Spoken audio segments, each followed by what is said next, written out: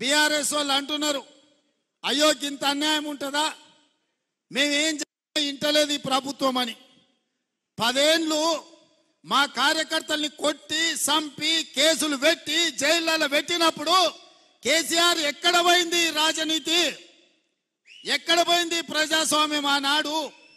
మేం నీలాక దొంగ దెబ్బ తీస్తలేం, నీలాక అక్రమ కేసులు పెడతలేం, బాజాబ్తా ప్రజల చేత ఎన్నికై ఇక్కడికి వచ్చినాం.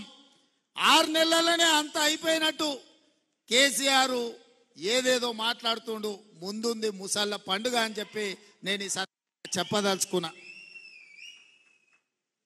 ఇవాళ ఆ ఎమ్మెల్యే పోయిండాను, ఈ ఎమ్మెల్సీ మారిండాను, కేసీఆర్ సన్నాయి నొక్కులు నొక్కుతున్నాడు.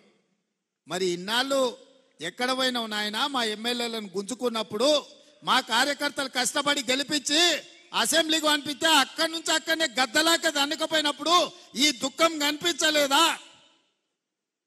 ఇవాళ ఎందుకు వచ్చింది? ఎన్నికైనా నెల తిరగక ముందే ఈ ప్రభుత్వాన్ని పడగొడతాం, ఈ ప్రభుత్వం పడిపోద్ది అని చెప్పి బీజేపీ వాళ్ళు బీఆర్ఎస్ వాళ్ళు ఒక్కటై కుమ్ముక్కై మన ప్రభుత్వాన్ని పడగొట్టాలని చూసిరు.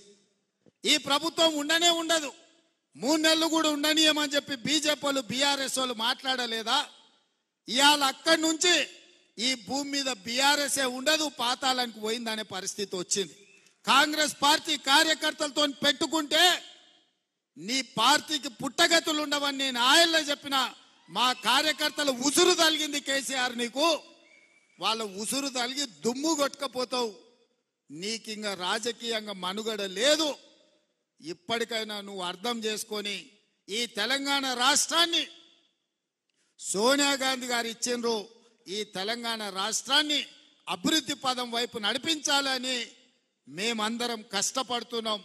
ఇప్పటికైనా తెలంగాణ సమాజానికి క్షమాపణ చెప్పి అభివృద్ధి కోసం కష్టపడుతున్న కాంగ్రెస్ కు అడ్డుపడకుండా చేతనైతే సహకరించు, చేత కాకపోతే ఆ ఫామ్ హౌస్ లో పడుకొని ఏడువు తప్ప ఇంకా కాళ్ళలో కట్టెబెట్టాలని తండ్రి కొడుకులు మామ అల్లుళ్ళు చూస్తున్నారు.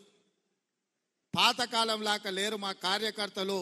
ఎవడైనా ఈ ప్రభుత్వానికి కాళ్ళలో కట్టెబెట్టాలని చూస్తే ఈపులు విమానమూతం అవుతాయని చెప్పి నేను ఈ సందర్భంగా చెప్పదలుచుకున్నా. తన దాకా వస్తే గాని తెలియదు అన్నట్టుగా ఇవాళ కేసీఆర్ దాకా వస్తే గాని కేసీఆర్ కు తెలుస్తలేదు. ఇవాళ ఢిల్లీకి పోయి 4 రోజుల నుంచి హరీష్ రావు కేటీఆర్ మోడీ చుట్టూతా పిల్లి తిరిగినట్టు తిరుగుతున్నారు. ఏదో ఒకటి చెయ్యి మమ్మల్ని ఎట్లన్నా కాపాడు అని.